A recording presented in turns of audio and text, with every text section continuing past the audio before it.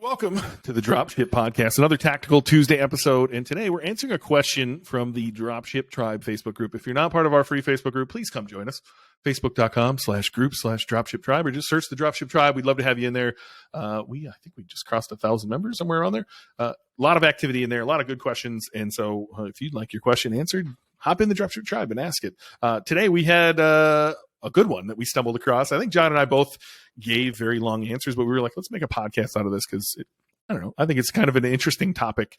We're all consuming somewhere online. We're all consuming content in one way, shape, or form. And so asking, hey, Ben, hey, John, where do you guys actually consume? Who's putting out good content? I think is a great question. And I think, we might have a take here, or maybe we listen to people that no one's ever heard of, and maybe that'll be valuable. Or, I think John has an angle on this, or I have an angle on this that is unique to us. So I'm interested to see what you have to say, John, and I'll throw in my 2 cents as well.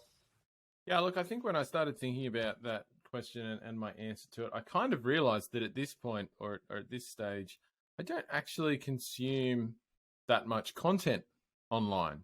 And that kind of felt a bit strange, I think, given, obviously we put out a lot of content online and we'd love people to consume our content. And I thought about that, and I think there's various transitions that you do go through with this stuff through your entrepreneurial journey. So I used to consume a lot of content, right, when I was more in the learning phase of my journey. So when I first was starting out, and probably for the first few years at least, maybe even longer, I was consuming a lot of content, a lot of podcasts, a lot of blogs, a lot of YouTube videos, learning how to do a whole bunch of things that I wanted to do in my business. And I think there is maybe I don't know that it's a minimum, but there certainly is a point where I think you cross, you've crossed and you've found a lot of stuff, you've watched a lot of stuff, you've learned a lot of things, and you kind of get to a point where some of it starts to get a bit repetitive. Do you know what I mean? And what I mean by that is that, like, the basics and the fundamentals of business, online business, they don't actually change as frequently as some people would, I think, like to have you believe. And so a lot of stuff that you start to hear, if you've been through and read a lot of the classic books and all of that sort of thing, is really just a bit of rehashing of what other people have already said. And, so I think for me, that effect is kind of cut down a little bit on the amount of content I'm consuming right now. So I thought that was interesting to think about that from that sort of perspective.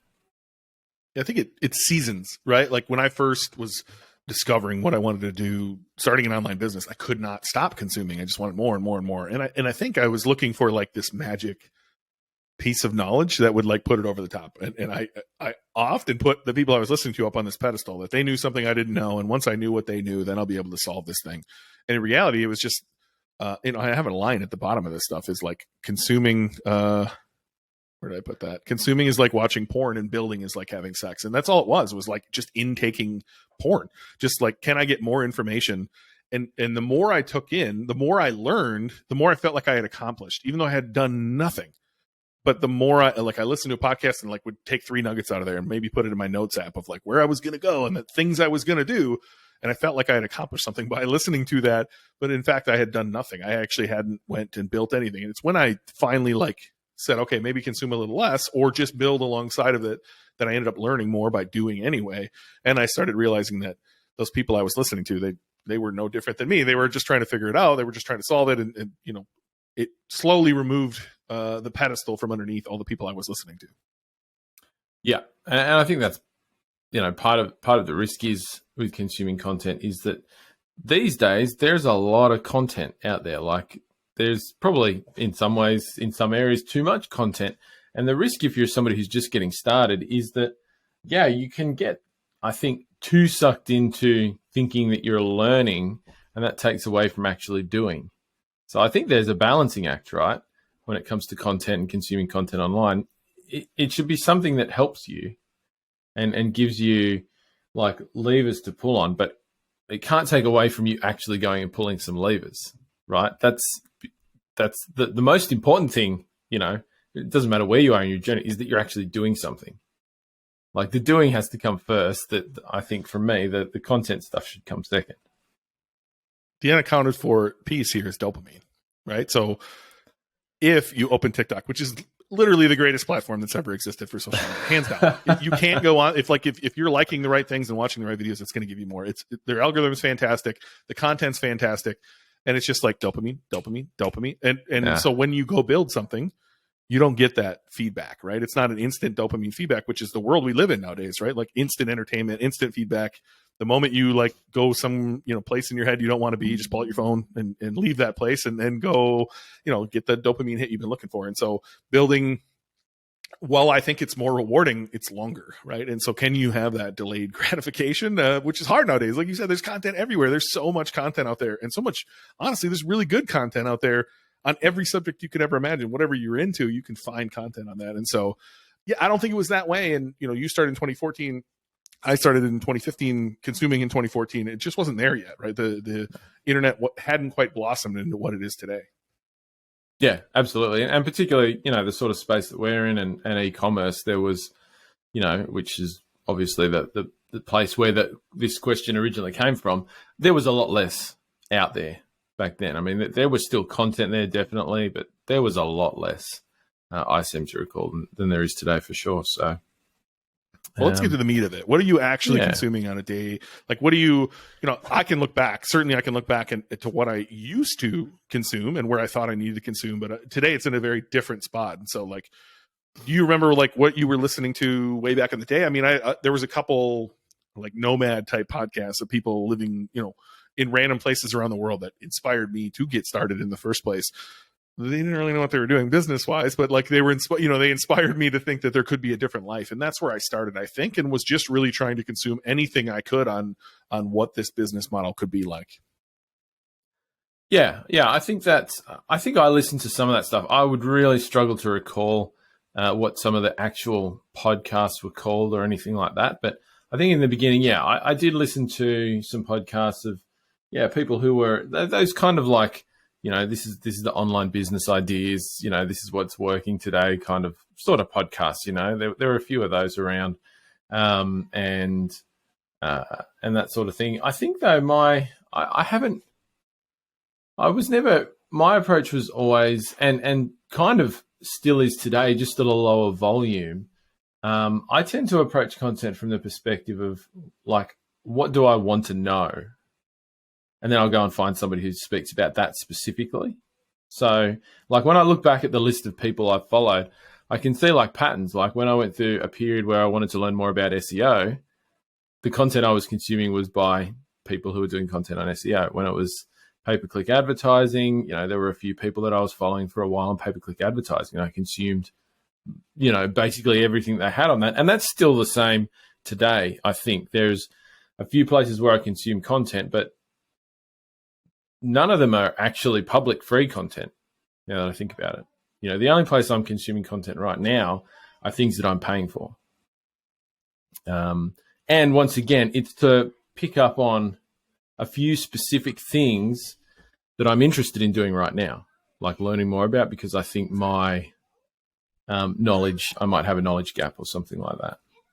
So, and look, I don't really come at it from the perspective of I'm just going to sit down, relax, and listen to someone's content kind of thing. Do you know what I mean? Which I think a lot of people do that, as you were saying, going back to the dopamine thing and all of that sort of stuff. I don't really find myself in that space, which, once again, I think is just a symptom of having 4 kids, and I don't really find myself just sitting down to do anything in that sort of way. And I'm a podcast junkie, right? I like to go for a walk every single day. So, I'm listening at 2X or 3X if it allows me to. And I consume a lot of podcasts that way. In the beginning, it was FOMO, right? I was listening to people who had the life I wanted, and it led to even more FOMO because this guy was doing Amazon FBA, which was really hot back then, right? You could have really gamed the system and done well in Amazon FBA in 2015. The next guy was doing print on demand. The next dude was doing affiliate marketing. And so I was just getting FOMO of like, oh, maybe I should be doing this. Maybe I should be doing this, rather than focusing on the one thing that I was starting and actually getting good at.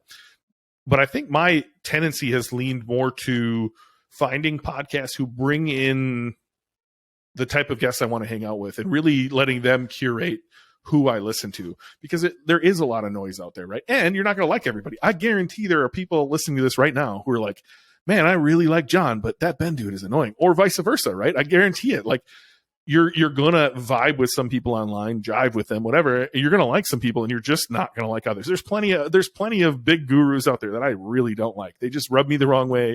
I wouldn't consume their content. One is Grant Cardone. I can't fucking stand the guy. He's just really fucking annoying to me. And I'm sure he's telling great things. I'm sure he's saying good stuff, but I can't do it. I can't be around him. There's plenty of others as well. And then there's others that I like where I'm sure John would be like, what, you listen to that guy? You know what I mean? Or that gal. And so I imagine the method I took was because I wanted to find who I liked. And I also wanted somebody to kind of curate that for me so that I wasn't getting introduced to, some of the shady characters on the internet. So one of my favorite podcasts is ran by my coach, Elliot. He runs the Primed Mind podcast, and he brings on people that are in his circle. I'm going to trust pretty much anybody Elliot brings on there, because Elliot's very good at curating the people in his life, the people that come to his mastermind, the people that come on his podcast. And I think everything else I listen to on this list is kind of the same way, just the ability to bring in the right people to me. Where did you start, John? Your answer in the Dropship tribe is there's some big fucking names in here, right? And so how did you stumble into each of those and realize, look, I'll use Frank Kern, right? Like, how did you stumble into Frank Kern and realize he's the guy I should listen to rather than 47 other Joe Bag of Donuts that are talking about the same thing? Yeah, absolutely. I mean, I think Frank Kern probably some of the dudes on my list I started listening to because I wanted to work out how they were doing what they were doing online, right? So Frank Kern, like, you can't basically be on Facebook without seeing ads from Frank Kern if you've got some sort of interest in online marketing, right? Dude's like, one of the most prolific in that space, both from a content and from an advertising perspective. He's run ads for all of the big names that you've seen online in the last, 20 years or something. The dude's been doing it since the late 90s, right? So I think originally with some of those names, I actually heard about them and saw what they were doing. And I was like, I want to kind of dig into their ads and kind of look at their funnels and do all of that sort of stuff and work out how it's all working for them. And then through the course of doing that, you actually start listening to them. And like you were just saying, like, some people you click with, some people you don't. And so I think that's probably for him, going through some of his stuff, purchasing some of his stuff just to see what was actually in there, that kind of morphs into, okay, I think this dude's actually got something good to say that I can learn from. And so I'm going to keep listening, kind of thing. That's sometimes how it works for me, literally, is that some of the names on that list, like, which were ones that I listened to earlier, like talking about like SEO. So I mentioned it earlier. I went through a period where I was trying to learn a lot about SEO in my earlier high-ticket dropshipping experience, because nobody in the high-ticket dropshipping space knew dick about SEO, really, or was talking about it, which still blows my mind. And to this day, I think we're still the only people that do, to be honest. But, I came across names like, obviously, Neil Patel, Brian Dean, and a few others. Really, I think I came across them just by Google searching, to be honest. I mean, they're SEO guys, so guess what? They've got tons of blog posts and online content, and they rank really, really well for those sort of search terms. So I think, that's how I found a lot of them. Same for the pay-per-click stuff. Probably a similar way, yeah. Those first two are a good example of, like, we're going to like different people. I'm not a Neil Patel guy. I never have been. I always thought he was a little shady, or just like, I don't know. I feel like I have a pretty good bullshit detector, and he's making it turn red. Just stay away from this guy. So I don't know. I never got into Neil Patel. Brian Dean, on the other hand, big fan. Like, I think you should list everyone on here because you have some really smart names on here. And so, for the SEO, you said Neil Patel and Brian Dean. Why don't you go through the rest of the stuff you have in there? Because they're like, a lot of these people are someone either I have listened to in the past or still do listen to currently. Yeah. So once again, in this answer, I kind of arranged all of my things by topics that I listen to, which goes back to what I was saying, is I tend to listen to people based on wanting to learn about a specific thing. So SEO, I had Neil Patel, Brian Dean. Pay-per-click advertising, or Google pay-per-click advertising, which is obviously something we're big into for high-ticket dropshipping.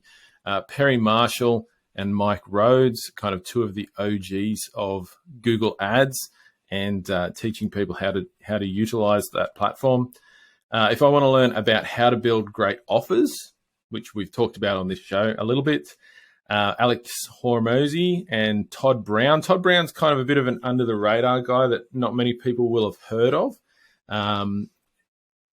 He's one of those dudes who has once again worked with a lot of the big names that you have heard of to help them, build their offers. And he has a particular method for doing that, which is really well, and which I've flipped and utilized in some of what I talk about when I talk about building an offer for high-ticket dropshipping specifically.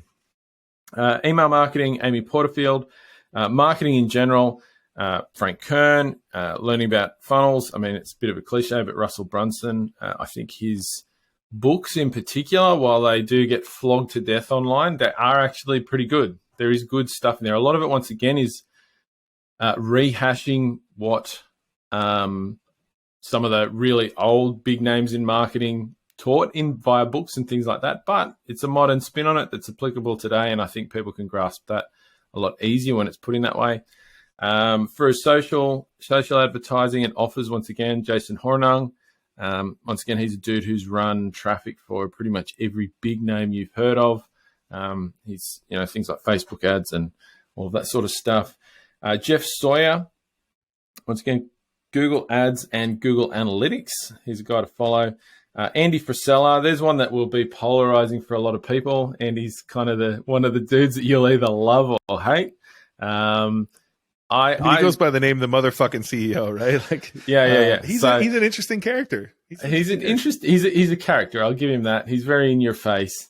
I think he's probably the sort of guy that guys are going to like more than a lot of women. Will probably find him fairly offensive. I could imagine. I can see that.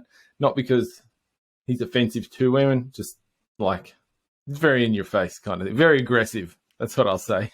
Very aggressive. But look, listening to that kind of clicks with me personally. And so I heard his name off. I think I actually heard his name from somebody I was coaching at the time. One of my first students went and listened to it, and it just clicked for me. Kept listening, sort of thing. As you were saying, he's got a program like called 75 Hard that I think even if you don't, I've done that. If you don't want to listen to Andy, which again, I'm with you. I think maybe some people just won't want to listen to Andy. Certainly. So if you're really young and you're in the woke culture, if you will, you're not going to like him. You aren't. However, his program 75 Hard that you said you've done, that is mindset. Like it is meant to break you. It is very hard to consider doing that. And the fact that you have makes me respect the shit out of you, John, because I've looked at it many times and I'm like, to me, that's like a marathon for a guy who sits on a sedentary individual. To do that's a marathon, right? Like that's very hard. I don't know if you want to go in depth a little bit about 75 Hard, but I would encourage anyone listening to this, if you've never heard of it, just go look up 75 Hard, Andy Frisella. He's got a whole PDF on here of like what you need to do. And it sounds tough. It sounds really tough. Yeah, I think it sounds tough. I think in some ways I'm probably a bit old fashioned. I think it really sounds, it sounds tough when you put it in the perspective of what people do today, but I don't really think it's that tough. It's honestly, it's about building self-discipline, right? So that's something that a lot of people are missing today.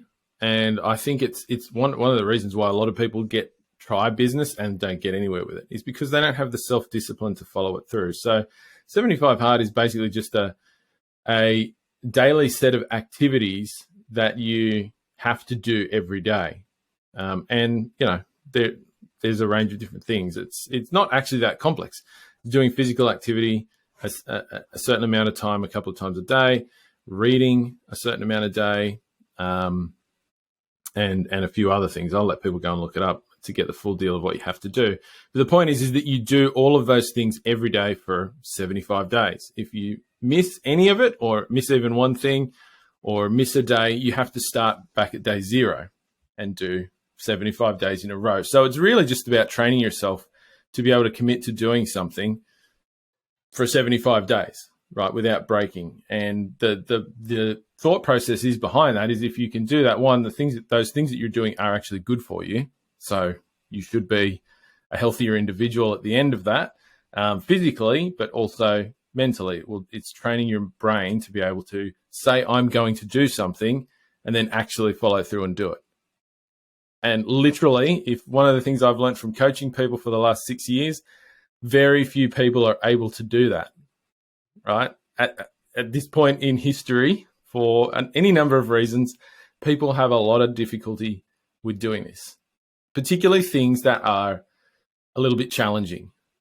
And the good things in life are challenging to achieve. You want to build a great business?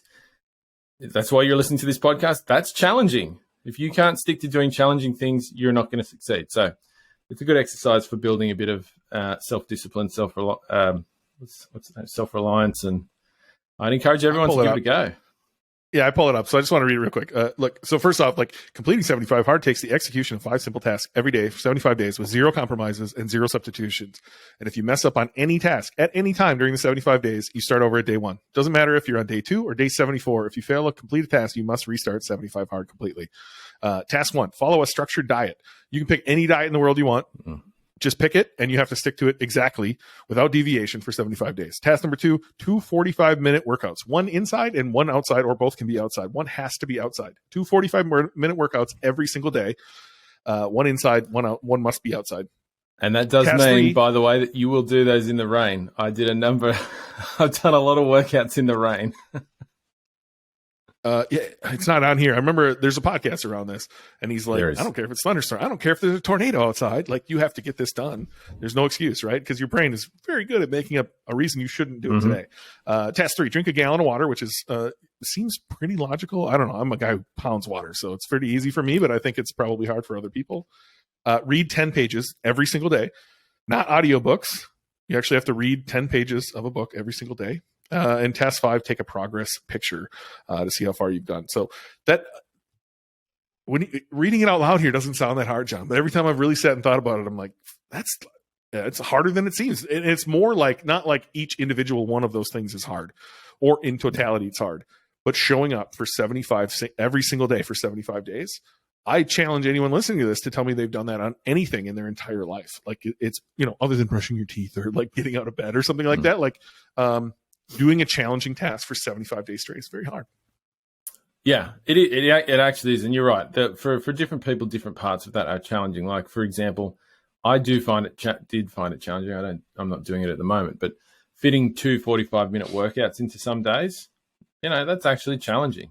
Not so much wanting to do the workouts, because I love to work out, but actually saying some days you're like, holy crap. So I was doing that second workout some days at like 10 o'clock at night or something like that, because that was the only time I could tack on that second one, was after everything else was done. So yeah, it is more challenging than it sounds, for sure. You're making me want to give it a shot. We get the podcast going. We start a challenge that gets Andy to come on the show and show how polarizing he is to our audience. And all right, let's move on. Let's you have move 2 on. more on your Seth. You have 2 more, Seth Godin and Tony Robbins. I am huge Tony Robbins fan. What were you consuming from Tony when you were like, moving along your journey? So it was, I think Tony's stuff was his books, actually. So I'm a guy that does like to read books in the traditional manner of reading a book. I've never been a big audiobook guy, but I've got some on the shelf behind me, like, just some of his early books, like Awaken the Power Within, and there's a few more down here. But I just read his books, and I think that's probably another way that I like to consume content, is to like expand, like open up my thinking. You know what I mean? Like, kind of listening to people who are way further down the track than I am, or in places I would like to be, who are kind of in a place where it's on the limit of where you could imagine yourself being, and listening to them talk about how they got there, how they think, all of that sort of thing. For me, that helps me to open up, the possibilities that I think of and all of that sort of stuff. And so Tony Robbins is kind of in that space for me. And that's why I listen to him. And there's probably some other content I've listened to. Like, sometimes I just like to listen to people who are in a place that I'd love to be, whether that's business or whatever, and just listen to how they think, more than not necessarily what they're saying, but just how to think like them. I think that's it's difficult to explain. But I think that's an important thing I get from content sometimes as well. Yeah, I like Jay Abraham talks about this a lot. Go into some other industry and listen to how they market, how they think about their customers, and you'll likely find a nugget that you can bring back to your industry. And so, big fan of Jay Abraham, and big fan of like thinking outside the box like that. Just he's a absolute legend. If you don't know who Jay Abraham is, start looking him up. He's an absolute legend. Back to Tony. If you have Apple Music, whatever they call it, Plus or whatever, I don't know. I pay $10 for all the music in the world for the rest of my life, I would imagine. Look up Tony Robbins in there, and there's something called The Edge. And I vividly recall walking around Chiang Mai for hours and just listening to that whole thing. And it's powerful. If you're willing to allow some of that into your psyche, it's powerful. Yeah. Cool. So what's on your list, mate? What's on your list? Yeah. So again, I'm a podcast junkie. So if you're listening to this, you're probably a podcast junkie too. I listen to a few, and so I'll just list them off here. And John, feel free to jump in if any of these are interesting to you. The first one I listed was Acquired, which is I wish I knew the two gentlemen's name. They are basically like going back and looking at some of the biggest businesses that have ever existed. There's some fantastic episodes on there. I won't even begin to tell you where to start. Just look up Acquired and look through all of their seasons and tell me you can't find a business where you're like, I kind of want to listen to that and learn more about that. Very, very good podcast. Next up is the All In podcast, which is David Sachs, Chamath, Jason Calacanis, some of the biggest investors in the world who are all buddies. They make rich jokes that are over your head but hilarious about Chamath sweaters. And they talk about modern day investing and politics and just the topics of the day, but they talk through such a thoughtful lens. And David Sachs he's very I'm super far right, but he's teased as like being super far right and being friends with Tucker Carlson from Fox News, and then Jason Calacanis is teased as being like way left, and so they have differing opinions here. And to me, I like the fact that they can have a discussion. I think America in general, and probably the world, is very polarized. And so hearing different sides actually have a conversation about why they feel the way they feel is it's important for me to hear that type of conversation, because typically you don't hear that. So, I don't know. That's why I love that one. Next on my list is Ed Milet. I don't know if you ever got into Ed Milet, John. Him and Andy Frisella have a mastermind together, actually. So Ed Milet, very inspiring dude. If you listen to anything he's ever done, he recently put out a podcast called The Power of One More. He has a book called that too. Just go listen to that podcast and tell me that doesn't absolutely change your life. It is a fantastic podcast. Gary Vee is on here. I don't listen to everything anymore, everything that he puts out anymore. When he does a keynote, I like listening to those. Just the Q&A at the end is good. But Gary's message has been the same for 10 years. And so if you've heard it once, maybe you need to hear it 100 more times before it gets drilled into your head. But I think it's a powerful message. If you're watching on video, I've got one of his V friends back here, the thoughtful three-horn harp pick. I appreciate what he's trying to teach with that, being thoughtful, being patient, being kind, being candid. Huge fan of Gary Vee. I can't speak highly enough about Gary Vee. So love that. How I Built This is an NPR show with Guy Raz, very similar to Acquired, and it's digging into the origins of some of the bigger businesses in the country that you've definitely heard of. And so again, I would encourage you, type in How I Built This and just scroll through their feed until you see a business you're like, oh, I want to hear that story. Very, very, very well produced. Awesome episodes, if I'm honest with you. Next on my list is My First Million. I'm not sure how to describe this podcast. It's like I don't want to call them tech bros, but Sean created Bebo, I think, and sold that to Twitch. And Sam created The Hustle, the newsletter The Hustle, and sold that to HubSpot for $28 million or something like that. Very different dude. Sean's very California, and Sam's very Oklahoma, if you will. I don't know how to explain it other than that. And they get a little bro-y sometimes and just make like really terrible bro-y jokes and giggle. But like, to me, it's the ideas. Like it's every week or multiple times a week. It's them just coming with ideas or cool shit they've seen. It can be annoying at times. I'll be honest. It can be annoying at times, and but it's good. So it's one I listen to regularly. Another one's called The Passionate Few. Don't remember the host's name off the top of my head. Same thing. He's interviewing some big names and really diving deep into their story. I think he's very good at interviewing. He's a young kid too, and so he's had Ed Milet on there. He's had Tom Bilyeu, who I'm a huge fan of. You'll see later on this list as well, and just some big names. So The Passionate Few is that one. The Pomp podcast. I wouldn't call myself a Bitcoin maxi, but I enjoy I enjoy listening to Anthony Pompliano. So if you check out the Pomp podcast, you know what I'm talking about. Very Bitcoin focused. Prime to Mind, again, is with my coach, Elliot. And he's just usually interviewing people that have been at his masterminds. And yours truly has been on there too. I think episode 61, I want to say, if you want to check that out. Tim Ferriss podcast. Some are good, some are not my style, but I like Tim. I like what he talks about. And I think I skipped over one. Impact Theory. Yeah, Impact Theory with Tom Bilyeu. I would say that is probably the most on-point podcast for me right now. Just everything he's talking about is really touching me in the moment I am in my life. And so I'm a big fan of Tom Bilyeu. He has his own set of NFTs. I'm one of his like original 3 ETH, like hard story, but he sold them, and then a bunch of people complained because it didn't go to the moon right away. Go figure.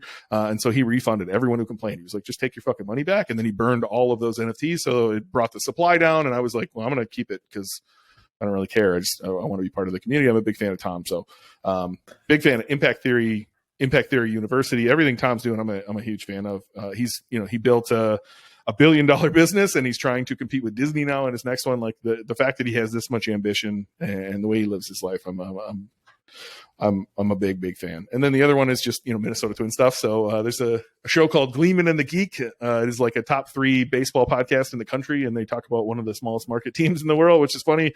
I have it queued up, ready to go for my drive home. I'm very excited to listen to it. I don't miss those episodes. I'm a huge Minnesota Twins junkie. And so, that's the only podcast I think I listen to, but there's some YouTube videos and things like that. So I think I wrote on here, I don't consume social at all, really, outside of baseball stuff on YouTube and then Twitter, which is baseball most of the time. And then also like direct to consumer and e-commerce stuff. There's a pretty big presence of e-commerce people on Twitter. I can't recommend Twitter enough.